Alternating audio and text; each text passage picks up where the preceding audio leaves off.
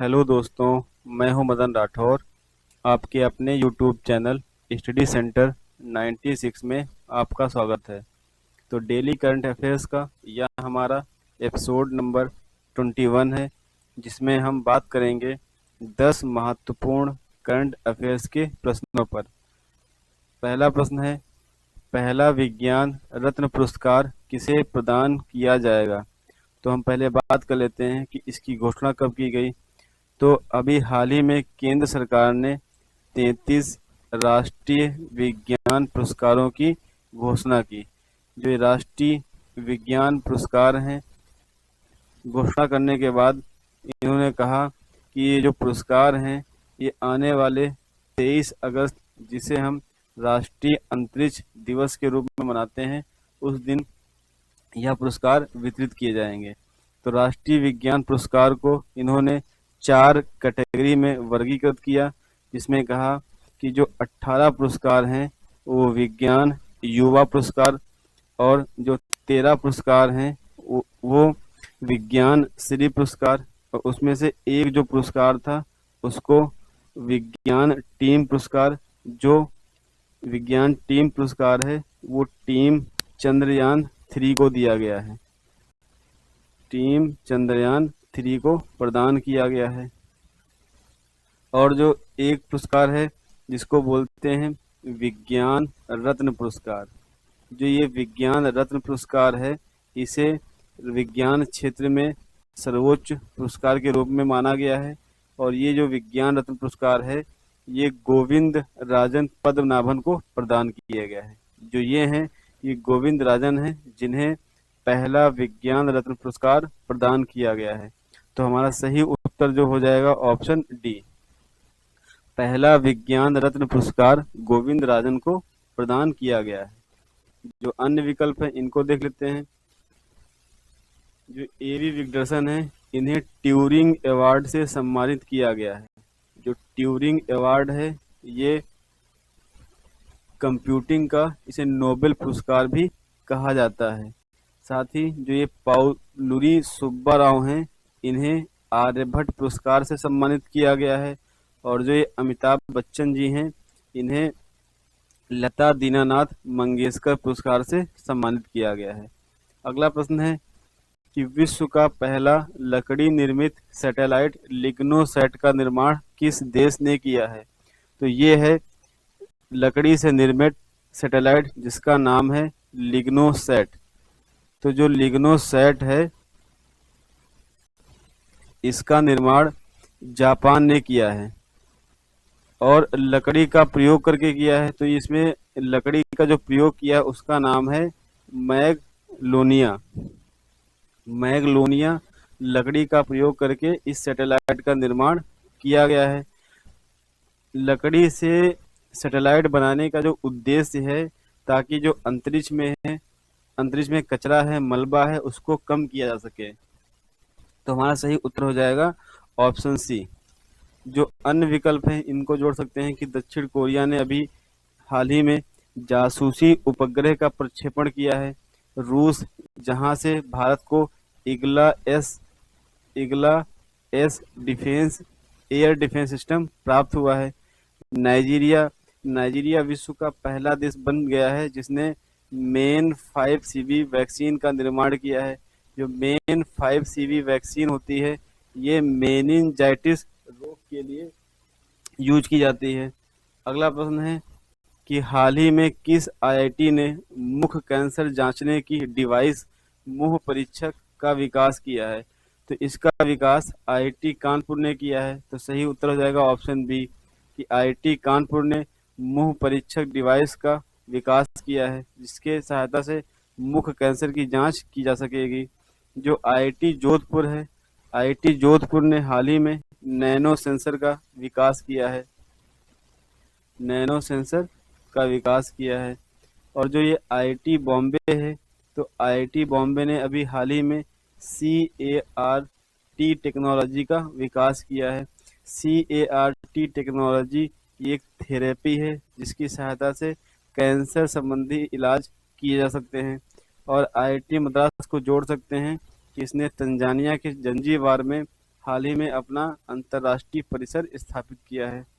अगला प्रश्न है कि हाल ही में वाटर लिली फेस्टिवल किस देश में मनाया गया है।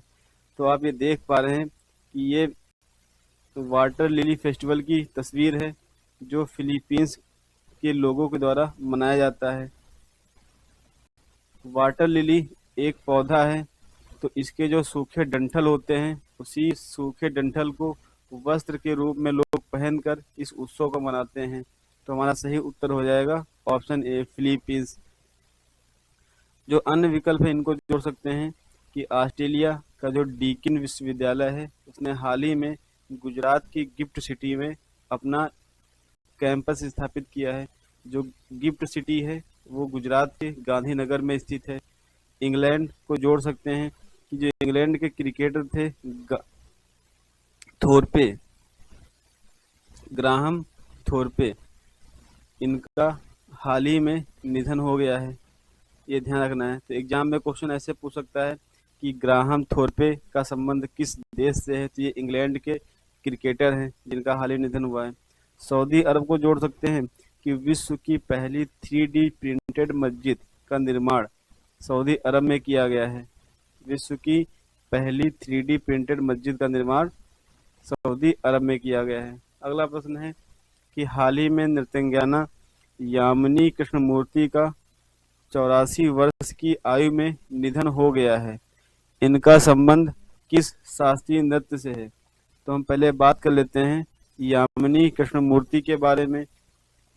तो ये हैं यामिनी कृष्णमूर्ति जी, जिनका हाल ही में निधन हुआ है। तो इनका जो जन्म हुआ था, इनका जन्म 20 दिसंबर 1940 को हुआ था। वो आंध्र प्रदेश के चित्तूर के मदनपल्ली गांव में हुआ था। मदनपल्ली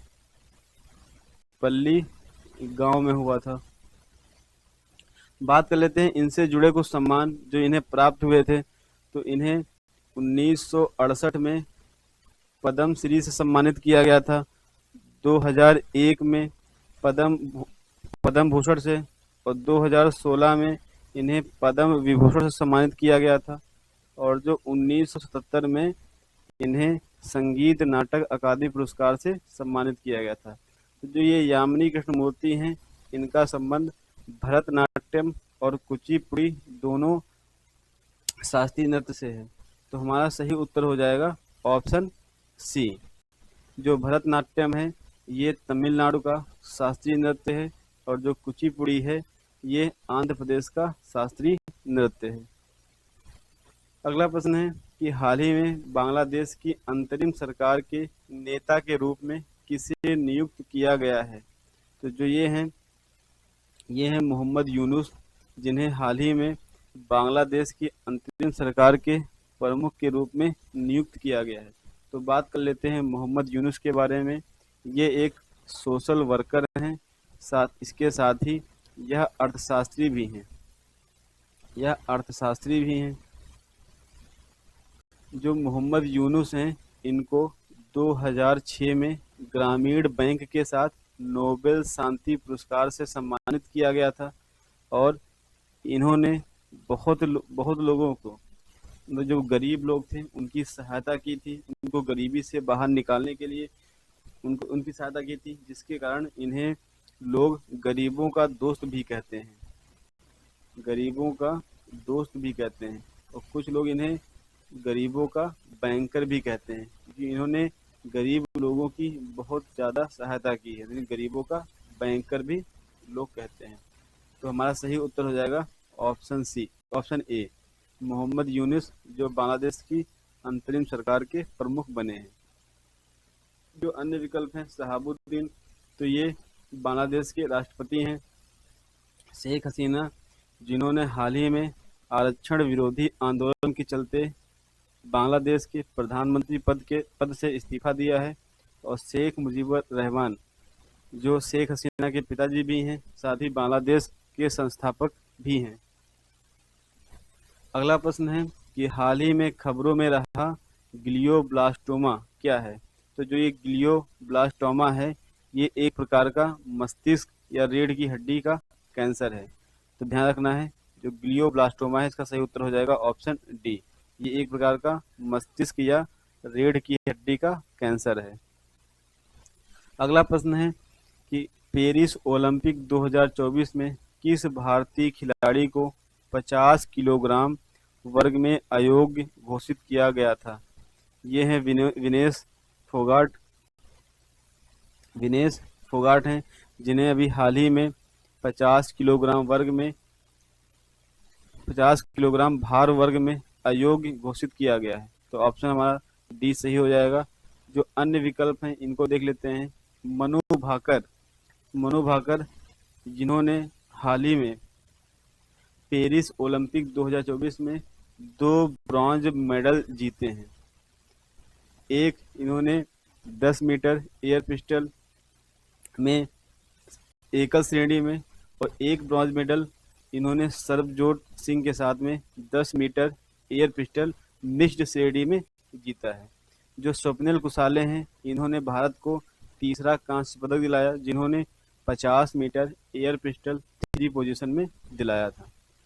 बात करते हैं अगला प्रश्न।